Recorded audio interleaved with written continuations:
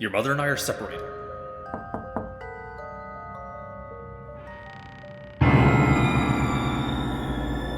I ain't never seen no movie ghost that doesn't feed off of the trauma of our characters. Man, I'm just noticing now that horror movies seem to be the majority of my reviews so far. Maybe it's because I feel like that type of genre is just the most feasible, most reachable when it comes to movies that I want to make. Just have an overall fascination with the varying qualities of the genres as a whole. Anyone new, welcome. This is the next chapter in my continuation to catch up for a bunch of movies that I saw in 2021. What an omen it is. It's raining outside while I am recording on the very first official day of summer. Tackling the topic of a child's perspective on parents' divorce, and even more tragic, a parent's death, is certainly no light subject matter, I would say, and can certainly have repercussions if not done in a tasteful or respectful manner, you can say. This whole story of a child seeing their parents bicker to the point of resenting each other certainly hits home for me. And it's certainly a topic that I wouldn't mind seeing more represented in movies, both indie and big budget movies. I think with big budget movies, they can certainly reach a wider range of audience, so therefore I'm all for it. Many that grew up in a non-broken household or just a complete lovey-dovey happy household may get turned off at the first act of this movie. And I completely understand both aspects and both sides of that spectrum. For me, at least, I'm on board, for sure. Separation.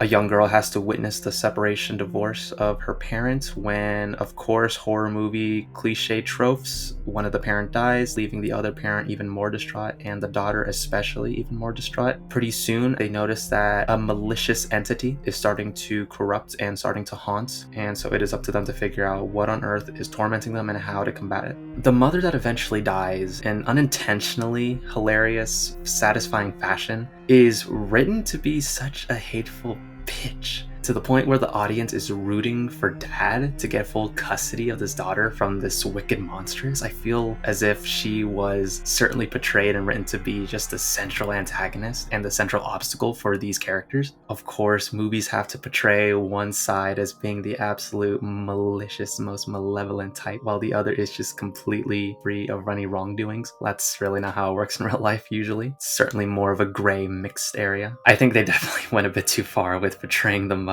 as someone who just resents the father for everything he does, even in his honest attempts to take care of his daughter. It just seems as though she's just always picking out any little thing that he does wrong, to the point where she just completely becomes a complete unlikable ice queen. It would have been even more compelling to make both sides of the party sympathetic, so that the audience wouldn't know which side the daughter should go with. Making one side clearly more unlikable or relatable takes away from an even better love eventually dies type of story. With all the marketing for this movie came all the creepy imagery of all these deformed puppet-like entities. Unfortunately, a majority of those entities are reduced to just nightmare sequences that have no correlation to the main story, actually. They're just shot and edited in to work as scene transitions to just further amplify the psychological torment that our characters are going through with what is actually happening. They're just products of the main character's fabricated puppet characters that he creates for his daughter and what he does as a career, basically. Quite disappointing, because the designs of some of these puppet characters are really unique and really creepy, actually. The way these entities moved really reminded me of how stop motion works, just like in movies like Coraline, for example. Some of the dialogue can be cheesy and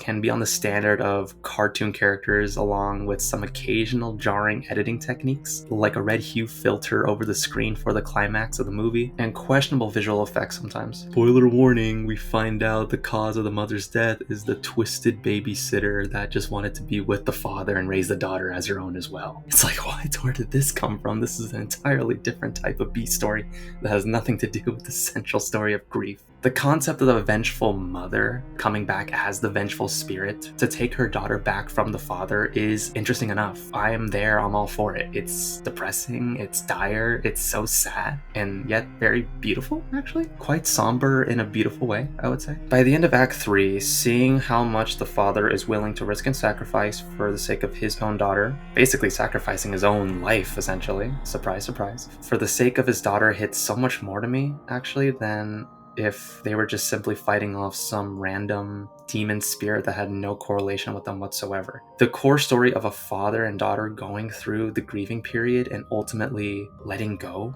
of the mother is littered with messy side plots for sure that take away focus from this primary story that I find very engaging, actually. So, quite unfortunate that a good amount of the marketing and a good amount of the time had to be spent with unnecessary clutter. The side characters also just added to how unlikable the mother's side of her family is. We even have her own father coming into play to take custody of the child from dad. At the end of the day, it just feels like the only thing that we were confirmed on screen that he did wrong was he was only unemployed. It was never confirmed whether he was some druggie, whether he was some addict, whether he was a convict, or why didn't they give him more clear flaws or established flaws of his character that would have made us understand and sympathize with the mother more? Again, an example of just real life scenarios that happen on a consistent basis to many people can and are just more terrifying than anything that any CGI or any supernatural entity will ever do. So continues the trope.